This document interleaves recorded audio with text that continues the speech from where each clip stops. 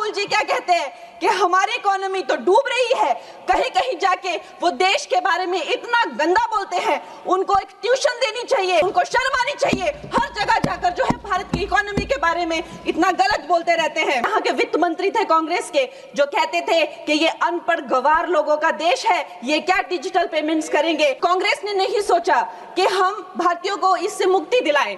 ये काम भी हमारे यशस्वी प्रधानमंत्री नरेंद्र मोदी जी ने कहा किया। जैसे नेता होते हैं वैसी ही जनता होती है, जैसे राजा होते हैं वैसी ही प्रजा होती है। जब कांग्रेस के प्रधानमंत्री जो हैं बड़े बड़े उद्योगपतियों के जो लोन हैं वो फोन पर कराया करते थे, आज जो है बैंकों का जो है सशक्तिकरण जो है प्रधानमंत्री नरेंद्र मोदी जी ने किया है। बैंकों की इतनी खस्ता हालत की हुई थी, 5% से लेकर 20% उनका सिर्फ मात्र रिकवरी रेट था। कोई बैंक कहीं से रिकवरी करेगा तो वहां सरकार को अपनी टांग अड़ाने की जरूरत नहीं है।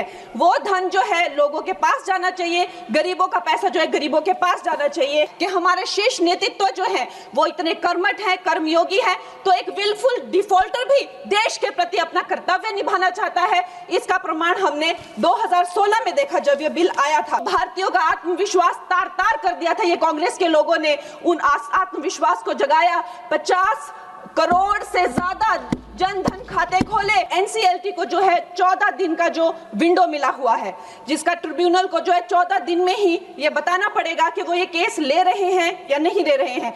माननीय अध्यक्ष महोदया, मैं insolvency and bankruptcy code amendment bill 2026 का पूर्ण समर्थन करती हूं। मैं इस ऐतिहासिक और दूरदर्शी बिल के लिए हमारे प्रधानमंत्री श्री नरेंद्र मोदी जी और वित्त मंत्री श्रीमती सीतारमण जी का बहुत बहुत आभार व्यक्त करती हूं। एक वक्त था जब कांग्रेस के प्रधानमंत्री जो हैं बड़े बड़े उद्योगपतियों के जो लोन हैं वो फोन पर कराया करते थे, और इस बात में कोई भी संशय नहीं है कि जैसे नेता होते हैं वैसी ही जनता होती है, जैसे राजा होते हैं वैसी ही प्रजा होती है। और इसका सबसे बड़ा प्रमाण महोदय जी हमें 2016 में मिला, जब आईबीसी पहली बार आया और हम सब ने देखा कि एनसीएलटी में जो 87% जो केसेस थे उनके जो सेटलमेंट वर्थ 13.9 लाख करोड़ के थे, आईबीसी आते ही वो सेटलमेंट बिना कोर्ट जाने से पहले ही प्री एडमिशन स्टेट पर ही वो सेटल हो गए।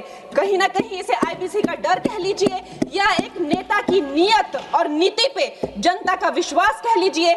चाहे कोई कितना भी, मैं कहती हूं अगर ये विलफुल डिफॉल्टर भी थे, लेकिन जब हम देखते हैं कि हमारे शीर्ष नेतृत्व जो है वो इतने कर्मठ है, कर्मयोगी है, तो एक विलफुल डिफॉल्टर भी देश के प्रति अपना कर्तव्य निभाना चाहता है। इसका प्रमाण हमने 2016 में देखा जब यह बिल आया था।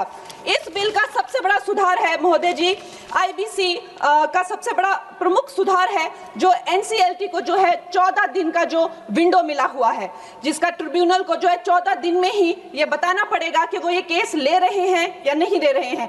तो जो क्रेडिटर्स को जो भी असुविधा होती है, जो भी कानूनों की अस्पष्टता रहती है या प्रक्रियागत जो देरी रहती है, उससे हमें बहुत छुटकारा मिलेगा।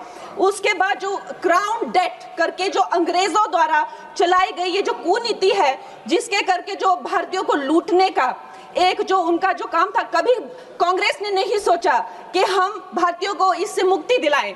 ये काम भी हमारे यशस्वी प्रधानमंत्री नरेंद्र मोदी जी ने कहा किया कि जब भी कोई बैंक कहीं से रिकवरी करेगा तो वहां सरकार को अपनी टांग अड़ाने की जरूरत नहीं है। वो धन जो है लोगों के पास जाना चाहिए, गरीबों का पैसा जो है गरीबों के पास जाना चाहिए, और इसके लिए हम बहुत आभार व्यक्त करते हैं इस बिल की।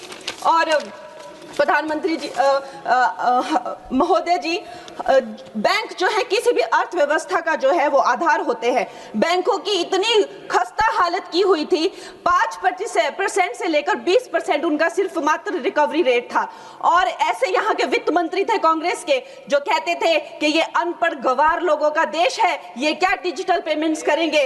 और हमारे प्रधानमंत्री जी ने जो भारतीयों का आत्मविश्वास तार तार कर दिया था, ये कांग्रेस के लोगों ने उन आत्मविश्वास को जगाया। 50 करोड़ से ज्यादा जनधन खाते खोले, जन जन को जो है बैंकों से कनेक्ट किया, और आज जो है बैंकों का जो है सशक्तिकरण जो है प्रधानमंत्री नरेंद्र मोदी जी ने किया है।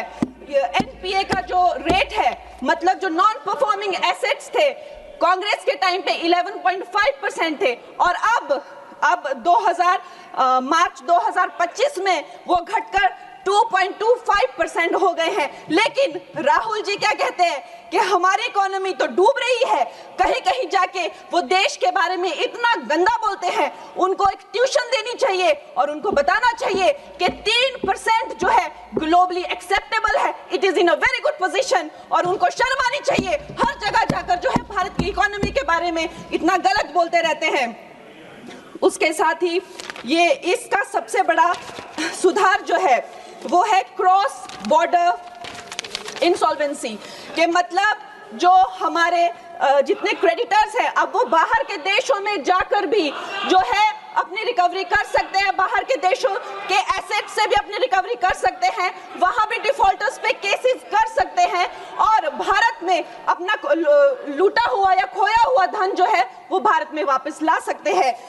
महोदय जी, मैं अब अपनी सरकार को, प्रधानमंत्री जी को और वित्त मंत्री जी को धन्यवाद करती हूं। उनकी रिफॉर्म, परफॉर्म, ट्रांसफॉर्म का जो मूल मंत्र है इस बिल से वो धरातल पे आया है और ये भारत की आर्थिक शक्ति और पारदर्शी व्यवस्था का जो है जीता जागता प्रतीक है। मैं इन्हीं शब्दों के साथ में एक बार फिर माननीय प्रधानमंत्री जी और वित्त मंत्री जी को धन्यवाद देती हूं और पूर्ण रूप से इस विधेयक का जो है वो आभार और समर्थन करती हूं। धन्यवाद।